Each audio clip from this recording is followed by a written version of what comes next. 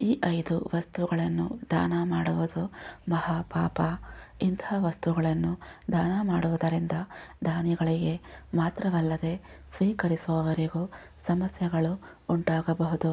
ಆದ್ದರಿಂದ ಯಾವ 5 ವಸ್ತುಗಳನ್ನು ಎಂದಿಗೂ ದಾನ ಮಾಡಬಾರದು ಗೊತ್ತೇ? ದಾನವನ್ನು ಯಾವಾಗಲೂ ಮಂಗಳಕರವೆಂದು ಪರಿಗಣಿಸಲಾಗಿದೆ.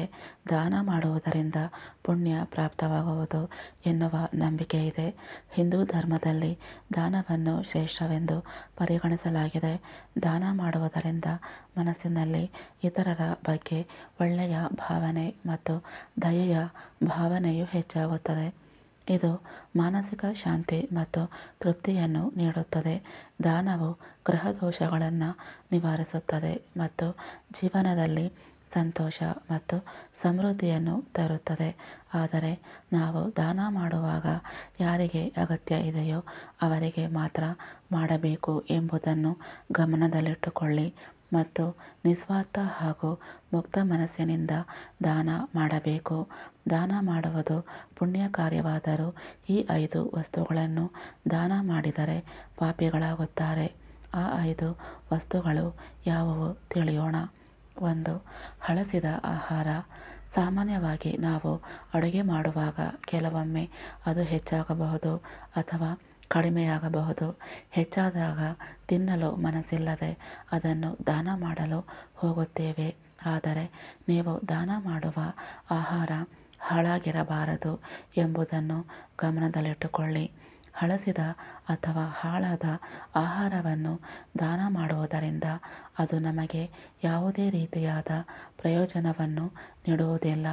ಯಾವಾಗಲೂ ತಾಜಾ ಮತ್ತು ಶುದ್ಧವಾದ ಆಹಾರವನ್ನು ದಾನ ಮಾಡಬೇಕು. 2. ಪಾತ್ರೆಗಳು.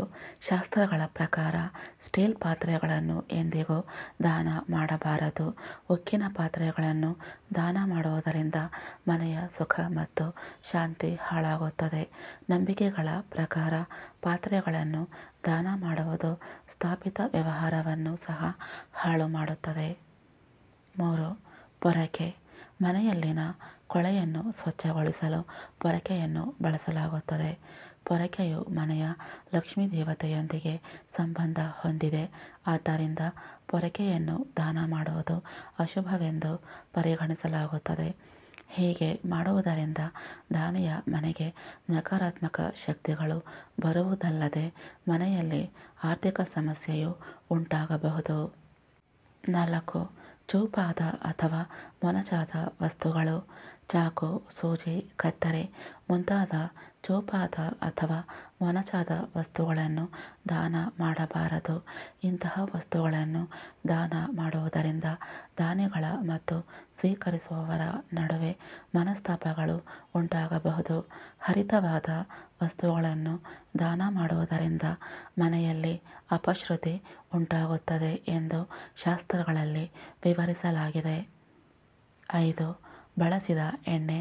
ವಾಸ್ತವವಾಗಿ ಜಾತಕದಲ್ಲಿ ಶನಿ ದೋಷವನ್ನು ಹೊಂದಿರುವ ವ್ಯಕ್ತಿಯು ಎಣ್ಣೆಯನ್ನು ದಾನ ಮಾಡುವುದು ಮಂಗಳಕರವೆಂದು ಪರಿಗಣಿಸಲಾಗುತ್ತದೆ.